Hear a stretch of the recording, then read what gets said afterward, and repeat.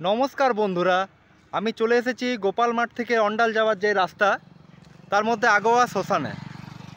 এই শ্মশান কালী মন্দির অত্যন্ত জাগ্রত কালী মন্দির।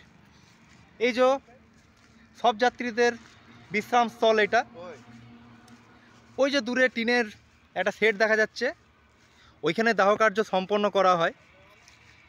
তার পিছন দিকে ছোট একটা টিনের শেড, ওইখানে আগে দাহ করা হতো, আর পিছনে একটা ছোট্ট মতো ঘর রয়েছে, ওইটাই কালী মাতার মন্দির ছিল। পরবর্তীকালে মন্দির নতুন করে নির্মাণ করে এখানে স্থাপিত করা হয়। তো চলুন আপনারা মাতৃ দর্শন করি। আমরা চলে আসছি মন্দিরের অভ্যন্তরের, যদিও বন্ধ আছে, তার মধ্যে থেকে আপনাদেরকে দেখাবো।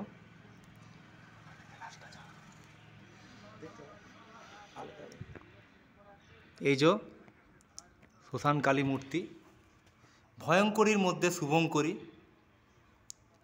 কালী মা। আশা করি আপনাদেরকে দেখাতে পাচ্ছি। জয় মা।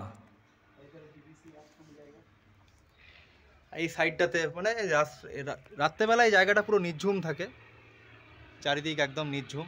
দিনের বেলাতে এত ফাঁকা ফাঁকা। তো আপনারা আসুন, আসার পথে দর্শন করুন। অত্যন্ত জাগ্রত মন্দির। বিভিন্ন রকম কল্প কাহিনী শোনা যায়। এমনও শোনা যায় যে কোনো পুরোহিত এই রাস্তা দিয়ে বলির পাঁঠা মুন্ডু নিয়ে যাচ্ছিল, সেই মুন্ডু হাত থেকে খসে পড়ে ছিটকে অনেক দূর চলে গিয়ে আবার পাঁঠার মতো ম্যাঁ ম্যাঁ করছিল। এরকমও গল্প শোনা যায়। সত্য বা মিথ্যা এর বিচার করছি না।